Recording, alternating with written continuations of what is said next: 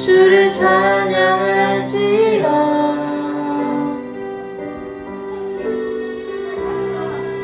주는 너의 큰 상급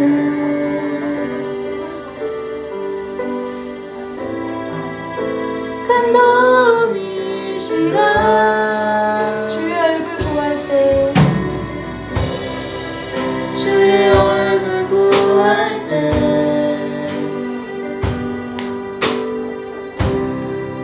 주의 영을 부으사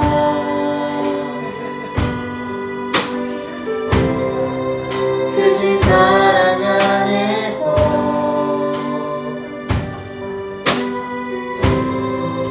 주를 보게 하소서. 내 영혼이 확정되고 확정되어 싸우니 믿음의 눈 들어 주를 바라봅니다. 내 영혼이 확정되고 확정되어 싸우니 믿음의 눈 들어 주를 바라보. 다시 한번 모든 상황 속에서 모든 상황 속에서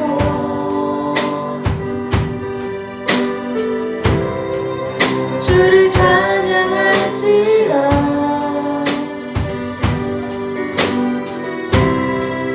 주는 너의 큰 상급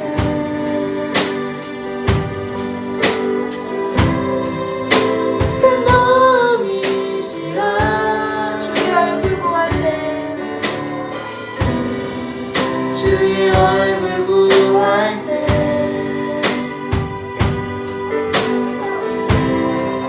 주의 영을 부으사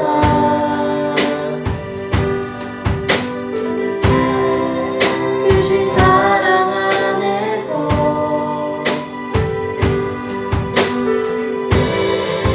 주를 보게 하소서. 내 영혼이 확정되고 확정되어 싸우니 믿음의 눈 들어 주를 바라봅니다. 내 영혼이 확정되고 확정되어 싸우니 믿음의 눈 들어 주를. 마지막으로 내 영혼이 확정되고 확정되어 싸우니 믿음의 눈 들어 주를 바라봅니다. 내 영혼이 확정되고 확정되어 싸우니 믿음의 눈 들어 주를 바라봅니다.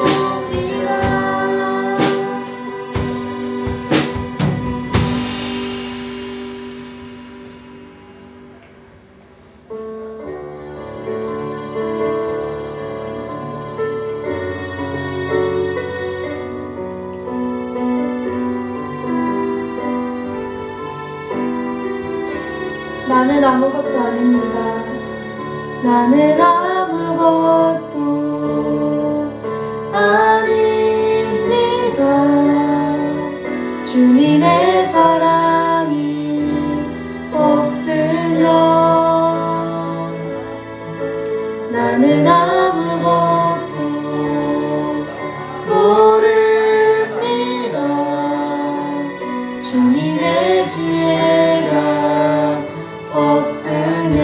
다시 한번 나는 아무것도 나는 아무것도 아닙니다.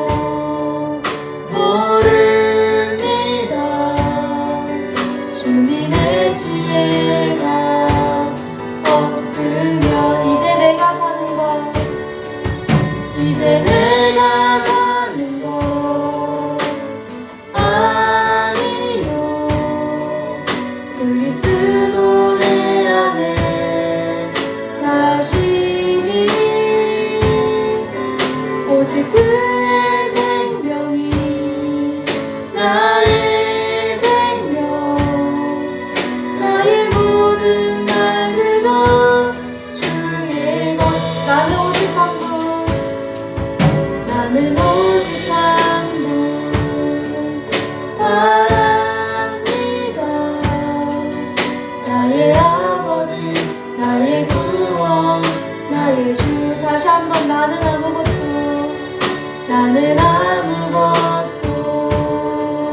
아닙니다. 주님의 사랑이 없으면 나는 아무것도 모릅니다. 주님의 지혜가 없으면 이제 내가 사는 것, 이제 내가 사는 것 아니요.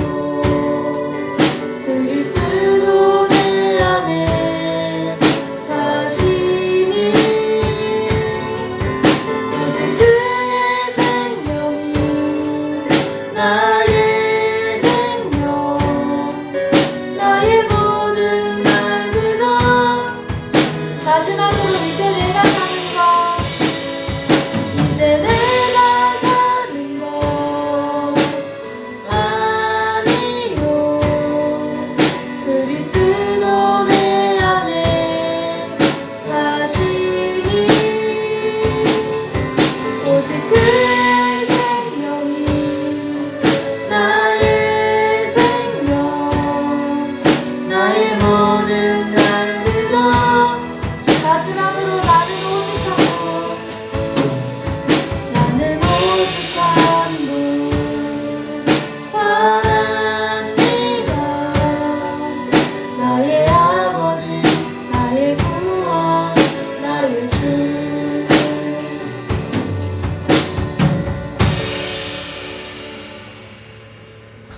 주님의 말씀을 의지하며 나아갈 때 우리의 삶은 예배자의 삶이 되리라 믿습니다.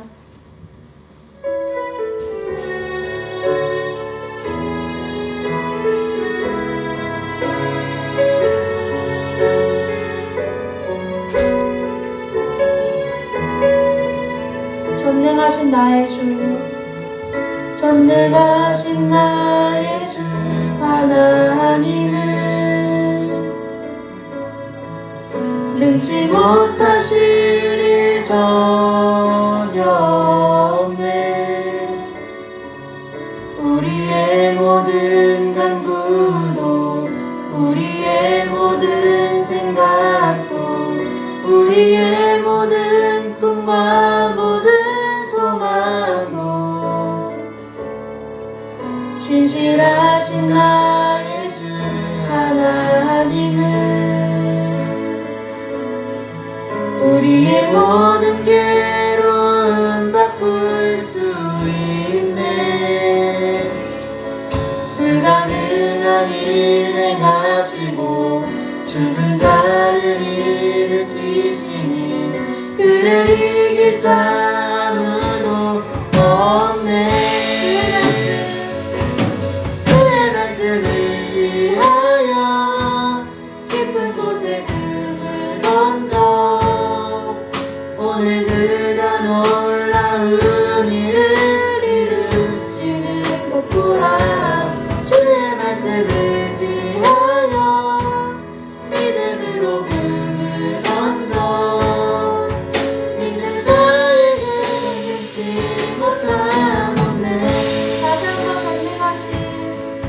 전능하신 나의 주 하나님은 능치 못하실 일 전혀 없네. 우리의 모든 간구도, 우리의 모든 생각도, 우리의 모든 꿈과 모든 소망도 신실하신 나의 주 하나님은 우리의 모든 괴로움 바꿀 수 있네. 불가능한 일 행하시고 죽은 자를 일으키시니 그를 이길 자 아무도 없네. 주의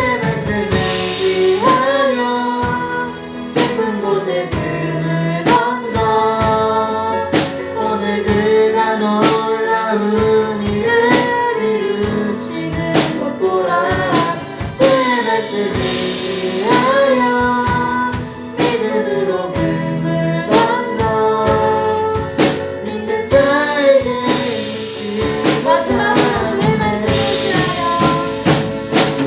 주의 말씀을 의지하여 깊은 곳에 금을 던져 오늘 그가 놀라운 일을 이루시는 것보다 주의 말씀을 의지하여 믿음으로 금을 던져 믿는 자에게 믿지 못하건대. 지금 이 시간 예배를 위하여서 부르시기 원합니다. 저희 예배의 주인이 주님이 될 수 있도록 도와주시고 저희의 시선이 주님께 닿을 수 있도록 지금 이 시간 예배를 위하여 기도드리시기 원합니다.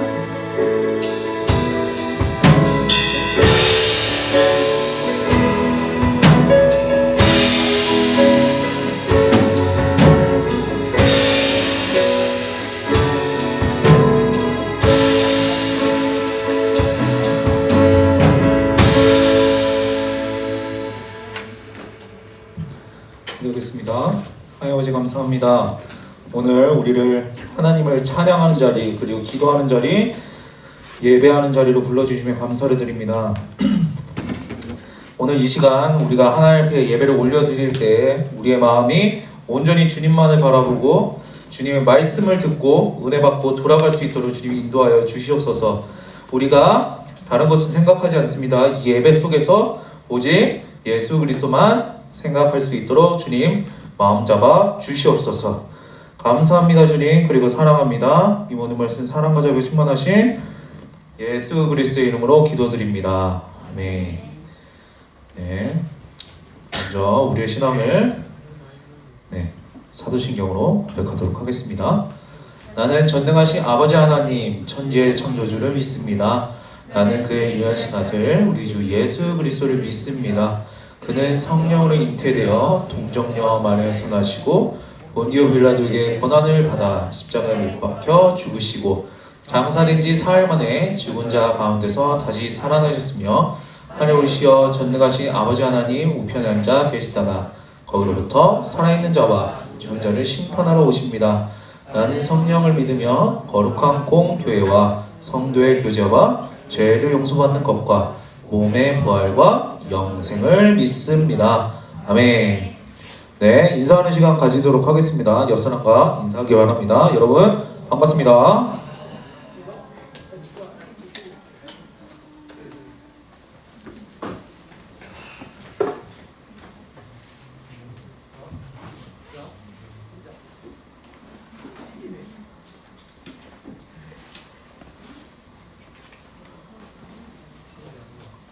오늘 이강현이 왔더니만 최연재가 안 왔네. 니네 퐁당퐁당 오니? 서연아, 너는 지켜봐. 너 5개월 만에 왔어. 인싸에는 그렇게 잘 싸돌아다니더니 교회는 그렇게 한 번 하나. 내가 온다는 소리만 한 10번 넘게 듣는 것 같아. 네, 오늘 말씀 한번 찾아보도록 하겠습니다. 네, 오늘 말씀은 누가복음 12장 13절에서 21절까지 말씀 보겠습니다. 누가복음 12장 13절에서 21절까지 말씀입니다.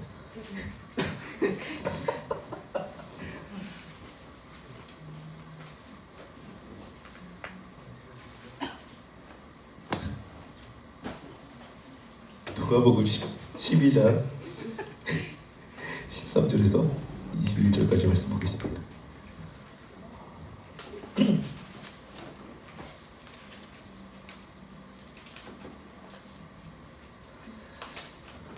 네, 다 찾으셨으면 교독하겠습니다.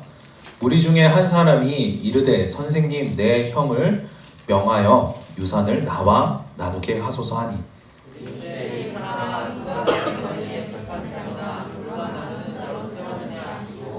그들에게 이르시되 삼가 모든 탐심을 물리치라.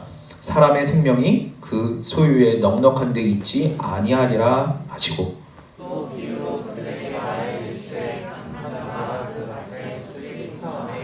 심중에 생각하여 이르되 내가 곡식 쌓아 둘 곳이 없으니 어찌할까 하고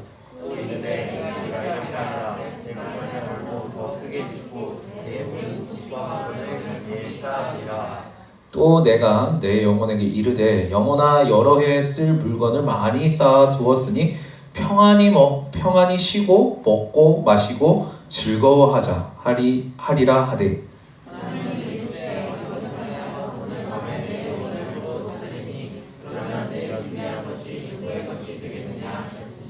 자기를 위하여 재물을 쌓아두고 하나님께 대하여 보유하지 못한 자가 이와 같으니라. 아멘. 네, 오늘 말씀의 제목은 어리석은 자의 비유입니다. 네, 오늘 말씀에 나오는 그 비유를 보고 우리 함께 은혜 받기 원합니다. 네, 예수님은 언제 어디서나 누구를 만나든지 항상 여러분 말씀을 전하셨습니다. 예수님의 설교 방식은 선포이기도 했지만 동시에 담화 형식도 있었고 예화 형식도 이렇게 있었기 때문에 말씀을 전하는 중간중간에 이렇게 사람들과 질문을 주고받기도 하셨습니다. 오늘 본문에서 하루는 어떤 사람이 예수님을 찾아와서 누가 봐도 무리한, 어쩌면 무례한 요청을 예수님께 요청합니다. 자기 형한테 이야기해서 자기랑 재산을 나누게 해달라고, 그렇게 말해달라고 부탁한 것입니다. 누가복음 12장 13절의 말씀입니다. 무리 중에 한 사람이 이르되 선생님 내 형을 명하여 유산을 나와 나누게 하소서 하니, 유산 때문에 형제지간에 마찰이 이렇게 생긴 거 보니까 꽤 사는 집안의 아들이었던 것 같습니다. 가난한 집에서는 유산 상속 문제로 싸우지도 않습니다. 뭘 건질 게 있어야 여러분 싸우지, 빚이나 물려받지 않으면 다행인 것입니다. 아무튼 이 사람은 분명 아버지로부터 어느 정도의 유산을 물려받았을 것입니다. 아마 그 금액은 일반 서민들에게는 입이 떡 벌어질 만한 큰 돈을 받았을 것입니다. 하지만 이 사람의 입장에서는, 예수님께 부탁한 사람의 입장에서는 형이 물려받은 돈에 비하면 상대적으로 너무나도 적은 금액이었기 때문에 이 사실을 생각하면 생각할수록 화가 치밀어 올랐습니다. 어떻게 하면 형이 물려받은 재산을 조금이라도 더 나누어 받을 수 있을까? 이렇게 고민하다가 우선 급한 대로 예수님이라도 붙잡고 이렇게 부탁을 한 것입니다. 과연 예수님은 지금부터 이 부자 청년을 이렇게 그냥 부자 청년이라고 이렇게 말하도록 하겠습니다. 이 부자 청년의 부탁에 뭐라고 대답하셨을까요? 여러분, 예수님께서 인터넷에 보면 일 못하는 사람의 여러분 특징이 쭉 나열되어 있습니다. 14가지 항목이 나오는데 그중 몇 가지를 전도사님이 한번 소개하도록 하겠습니다. 첫 번째는 자기 일도 아닌데 자기가 나서서 함. 두 번째는 중요한 일에 대한 우선순위를 정하지 못함. 세 번째는 다른 사람에게 무리한 부탁을 잘 들어준, 다른 사람의 부탁을 잘 들어준답니다. 네 번째는 쓸데없는 책임감이 강함. 여러분, 이 4가지 기준을 따르면 적어도 예수님은 일 못하는 사람이 아니었습니다. 왜냐하면 부자 청년의 황당한 요청을 단칼에 여러분 거절하셨기 때문입니다. 누가복음 12장 14절의 말씀입니다. 이르시되 이 사람아 누가 나를 너희의 재판장이나 물건을 나누는 자로 세웠느냐 하시고, 예수님은 당신이 하는 일이 있고 하지 않는 일이 있다고 확실하게 못 박으셨습니다. 남의 유산 분배 문제 때문에 그 문제에 관여하는 건 예수님이 하실 일이 아니라는 것입니다. 하지만 돈 욕심을 부리는 부자 청년의 사고방식, 태도를 바로잡는 것은 예수님께서 하실 일이었습니다. 그래서 예수님은 탐욕의 허망함과 어리석음에 대해서 경고하십니다. 누가복음 12장 15절의 말씀입니다. 그들에게 이르시되 삼가 모든 탐심을 물리치라. 사람의 생명이 그 소유에 넉넉한 데 있지 아니하니라 하시고, 사람에게 가장 중요한 것이 여러분 무엇일까요? 이리저리 해도 여러분 생명입니다. 목숨입니다. 살아있을 때나 여러분 돈이 의미가 있고 소용이 있는 것이지, 죽으면 아무리 돈이 많아도 소용이 없습니다. 무슨 소용이 있을까요? 물론 돈만 있으면 여러분 할 수 있는 것이 엄청나게 많습니다. 사고 싶은 것, 가지고 싶은 것, 먹고 싶은 것, 돈만 있으면 여러분 다 할 수 있습니다. 심지어 여러분 사람도 돈으로 살 수 있습니다.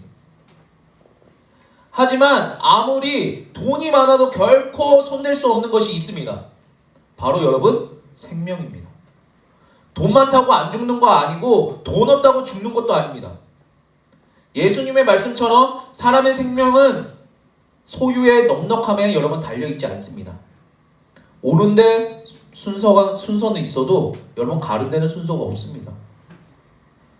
여러분이 오늘 이렇게 잘 있다가도 예배 끝나고 죽을 수도 있는 것입니다. 아무도 모릅니다.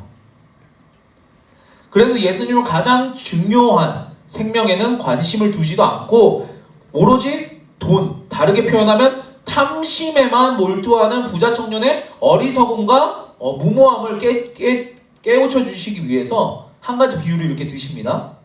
누가복음 12장 16절부터 20절의 말씀입니다. 전도사님이 쉽게 쉬운 성경으로 읽도록 하겠습니다. 예수님께서 사람들에게 비유를 말씀해 주셨습니다. 어떤 부자의 밭에서 수확이 많이 나왔다. 그 부자는 속으로 생각했다. 내 곡식을 저장해 둘 곳이 없으니 어떻게 할까? 이렇게 해야겠다. 내가 곡간을 헐고 더 큰 곡간을 세워 거기에 내 모든 곡식과 물건을 저장하겠다. 여러 해 동안 쓰기에 넉넉한 많은 재산을 가졌으니 편히 쉬고 먹고 마시며 인생을 즐기자. 그러나 하나님께서 그 사람에게 말했다. 어리석은 사람아, 오늘 밤 내 영혼을 가져갈 것이다. 그러면 내가 준비한 것을 누가 가져가겠느냐? 여러분, 이 비유의 핵심은 의외성에 있습니다. 흔히 한 치 앞도 모르는 여러분 인생이라고 사람들은 흔히 말합니다. 비유 속에 등장한 사람은 지금껏 부자로 살아왔고 앞으로도 여러분 부자로 살게 될 팔자입니다.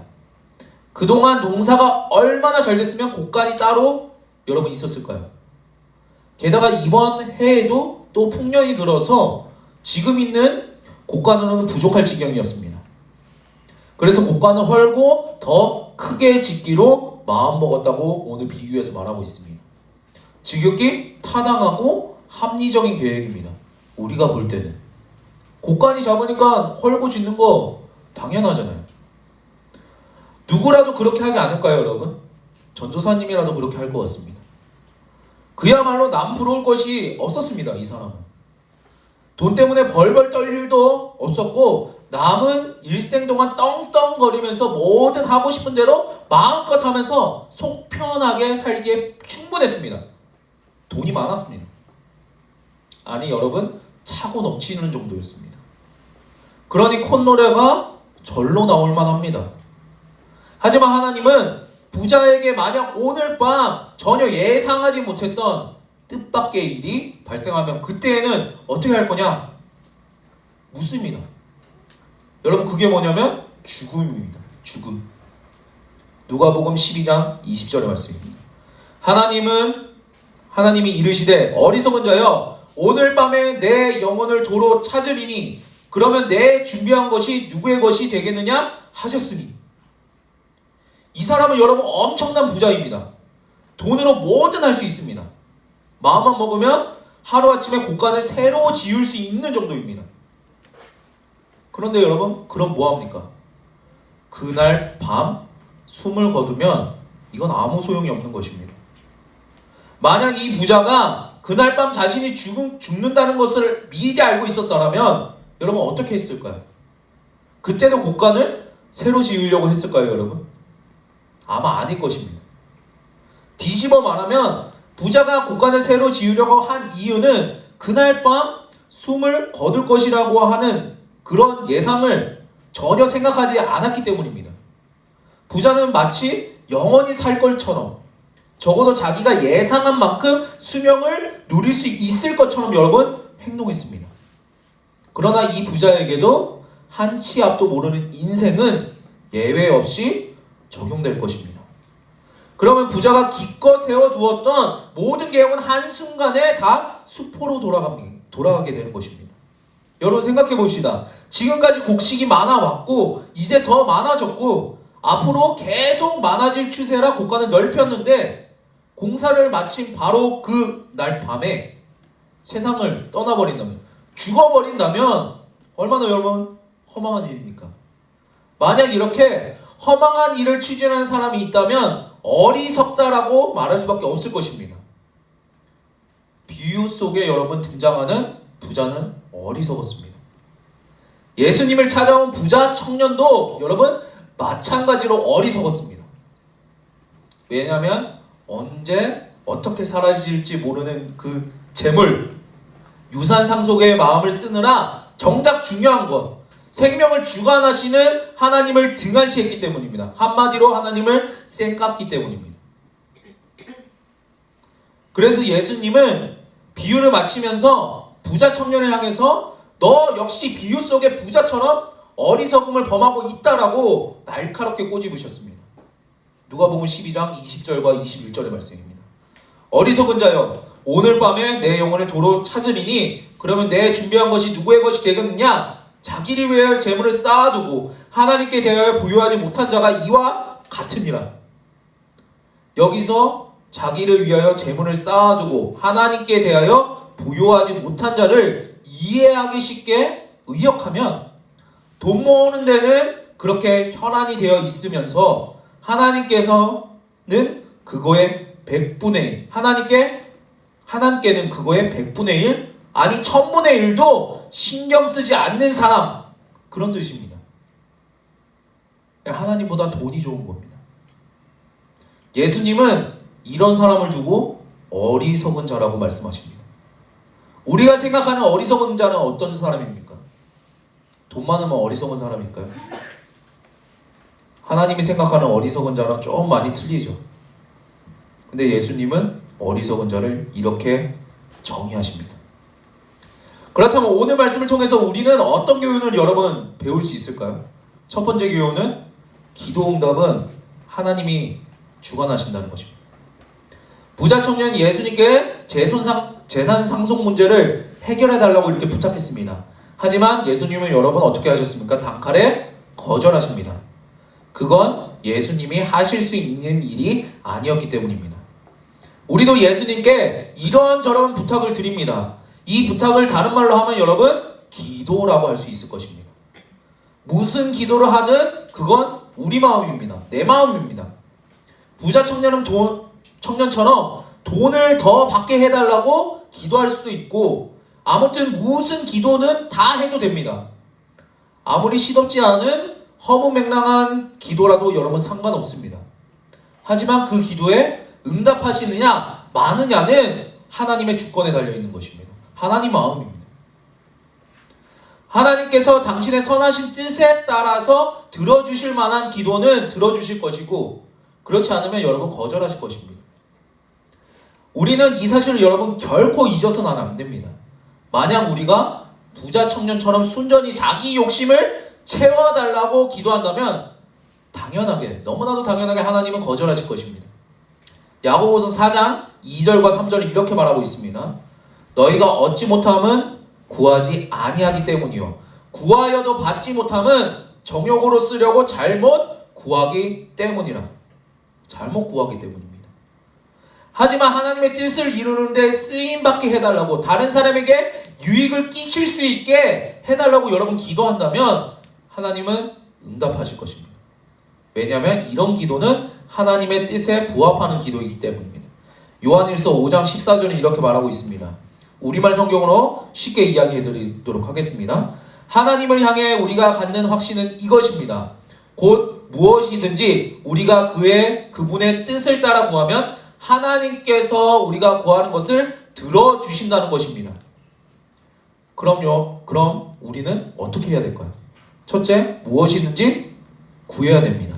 일단 기도를 해봐야 되는 것입니다, 여러분.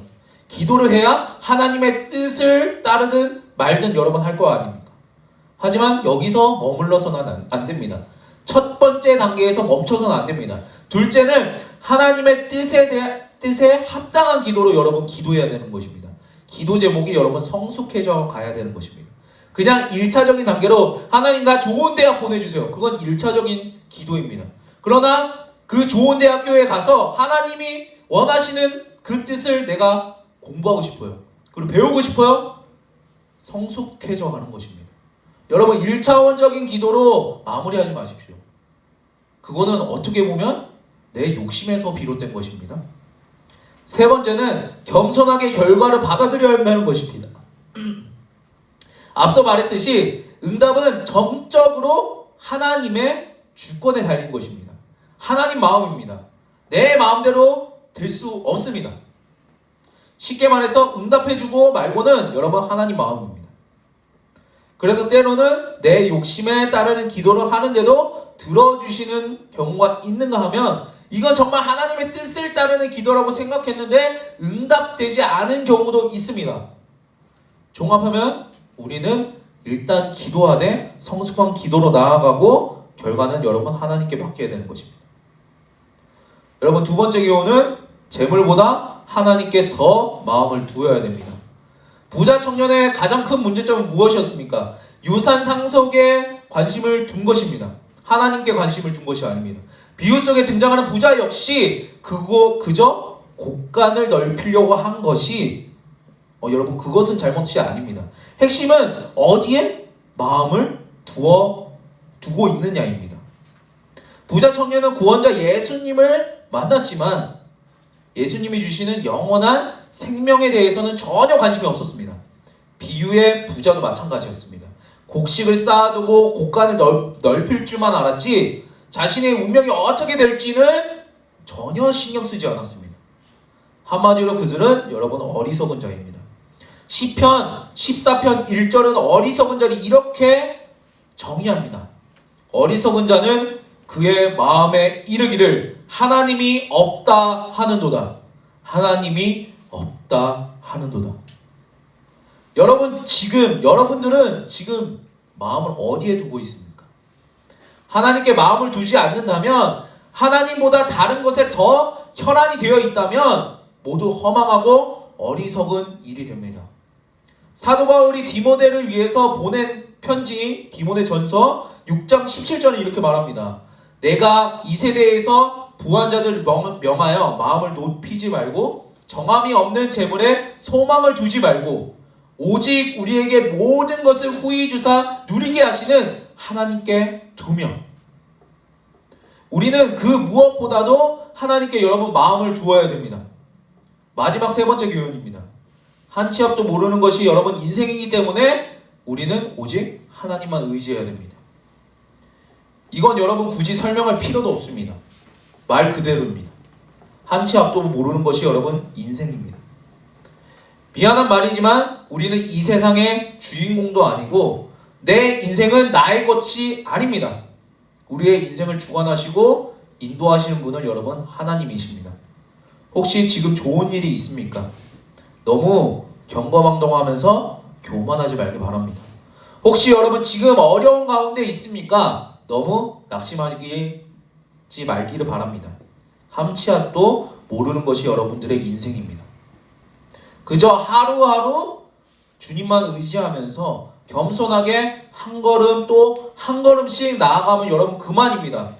전도서 7장 14절은 말합니다. 형통한 날에는 기뻐하고 공고한 날에는 되돌아보아라.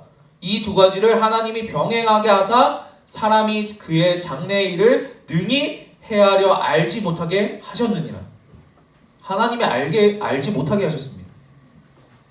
우리 그렇지 않습니까? 좋은 일이 있다가 내일 학교 가면 안 좋은 일이 생겨요. 계속 좋은 일만 생기면 좋을 텐데 내 인생에 좋은 일만 생기면 좋을 텐데 그렇지 않아. 어쩔 때는 눈물이 날 때도 있고, 친구 때문에 짜증나는 일도 있을 거고, 공부 때문에 짜증나는 일도 생기고, 부모님 때문에 화도 나고, 온갖 일이 다 생겨. 우리는 항상 지금 이 순간이 마치 영원할 것처럼 여러분 착각하면서 살아갑니다. 그래서 좋은 일이 있으면 하늘 높은 줄 모르고 들떠버리고, 나쁜 일이 있으면 밑도 끝도 없이 가라앉고 마는 것입니다. 하지만 당장 오늘 밤 여러분 어떻게 될지 아무도 모릅니다. 그러니 교만하지 말고 겸손하게 하나님을 의지하기 바랍니다. 기도는 하나님을 향한 의지를 가장 잘 드러내는 행위입니다. 하나님을 의지하지 않는 사람은 여러분 하나님께 기도하지 않습니다. 그런데 진정으로 의지하는 자는 기도합니다. 기도의 응답까지도 하나님께 내어 맡깁니다. 선하신 하나님을 신뢰하면서 응답은 주님의 관할에 맡기고 힘써 기도하기를 간절히 소망합니다. 마지막으로 그 무엇보다도 하나님께 마음을 두기 바랍니다. 하나님은 우리의 선한 주인이며 의롭고 사랑이 많으신 분입니다. 하나님은 이 세상의 부유함보다, 이 세상의 좋은 친구보다, 심지어 나의 꿈을 이루는 것보다 여러분 더 귀한 분이십니다. 이런 하나님께 마음을 두는 것이야말로 우리가 가장 힘써 행해야 되는 일입니다. 시편 73편 28절 이렇게 말합니다. 하나님께 가까이 함이 내게 복이라. 말씀을 정리합니다. 부자가 되는 것을 마다할 사람은 여러분 아마 아무도 없을 것입니다. 누구나 다 돈 많기를 원하고 부자 되기를 원합니다. 문제는 어떤 부자가 될 것이냐입니다. 여러분은 어떤 부자가 되기 원합니까? 하나님 빼고 다 가진 어리석은 부자입니까? 아니면 다른 것은 다 몰라도 하나님만큼은 충만한 지혜로 아는 그런 부자입니까? 오늘 말씀을 여러분 기억하면서 오늘 하루도 하나님께 부유한 자로 살아가는 여러분 되기를 간절히 소망하면서 기도합니다. 기도하겠습니다.